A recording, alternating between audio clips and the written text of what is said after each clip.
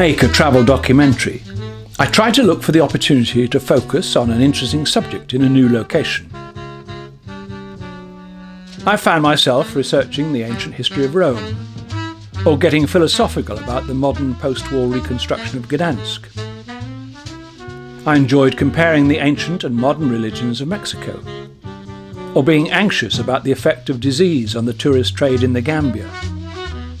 But a short stay stopover in a new destination seldom gives you the time to investigate much, so it is better to concentrate less on dates and statistics and simply enjoy the experience of new faces and places. The history of the Czech Republic and its capital city Prague deserves more attention than can be fully appreciated in just a few days. But for many it is simply a destination for short weekend breaks. Prague is a beautiful city. It's fun to explore its ancient streets and narrow alleys on foot, admiring the architecture and watching the people. Some steps on the west bank may be challenging, but transport is readily available and there's always a tempting place to pause for a taste of coffee and pastries or local beer. In the recent past, these cobbles have echoed to the tramp of invading armies. But today the sound is of mixed languages, as tourists are shepherded in groups, led by an army of guides with raised banners and umbrellas. The city is built on both banks of the river Vltava. The Charles Bridge, built in the 14th century, is the oldest crossing, but it is now restricted to pedestrians. It's always crowded with tourists enjoying the festive atmosphere of street entertainers and artists.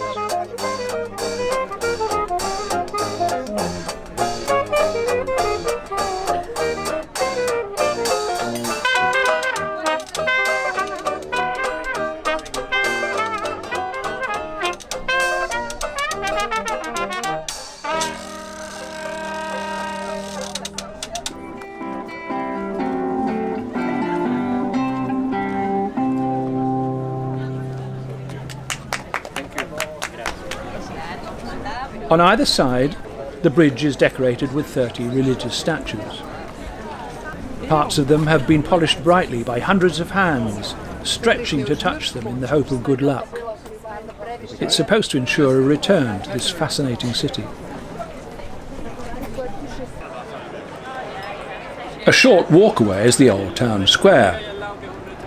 This has been a marketplace since the Middle Ages, and is still the location of festival markets at Christmas and Easter. The rest of the time its business is dedicated to the tourist. Under communist rule, Prague was off the tourist map, but the Velvet Revolution in 1989 ended Russian control, and the new Democratic Republic of Czechoslovakia opened its doors to a surge of visitors. The old town square is surrounded by cafes and restaurants, and is the starting point for many guided walks. Inside the ancient town hall, a very modern designer award-winning lift now takes you to the top of the tower for some spectacular views over the town square and rooftop views of the city.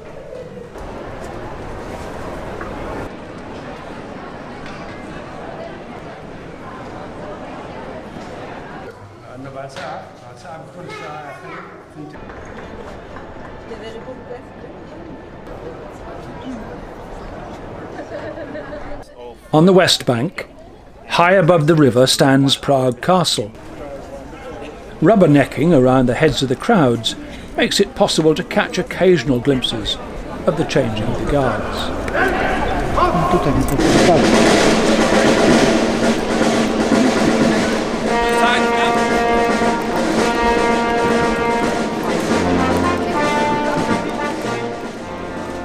The original fortress was built of wood, but the Renaissance replacement became the capital of the Holy Roman Empire and is now the home of the President of the Czech Republic.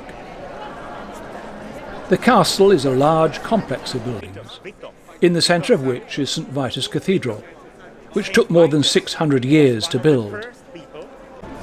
Its spectacular Gothic outline dominates the hill above Charles Bridge and is an unmissable sight from all over the city.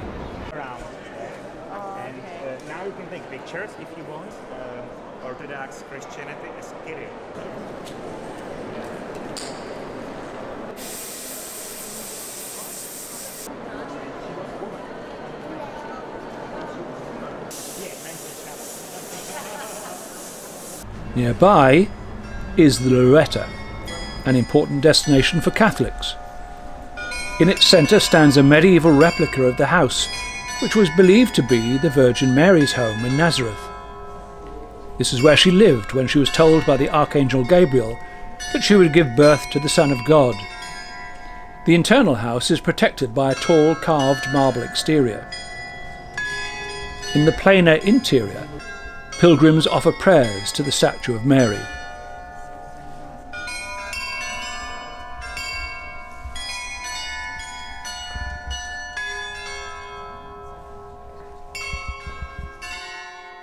Religious faith is not always easy to understand by those from different cultures.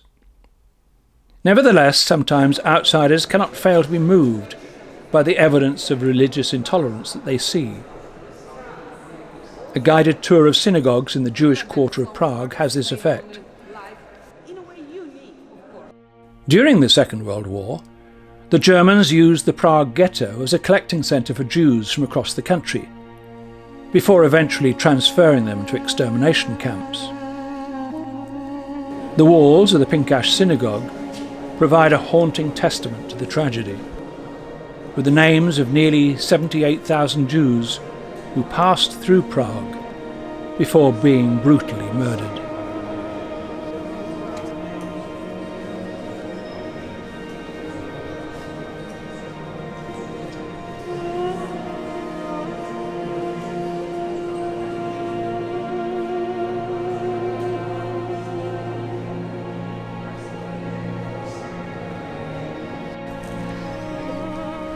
The nearby ancient Jewish cemetery is one of the oldest in Europe.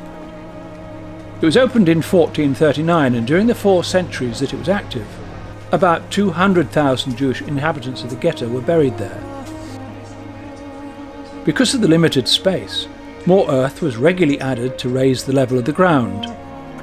This enabled the final accumulation of bodies to be buried 12 deep. The mass of weather-worn gravestones cast shapes and shadows over the centuries.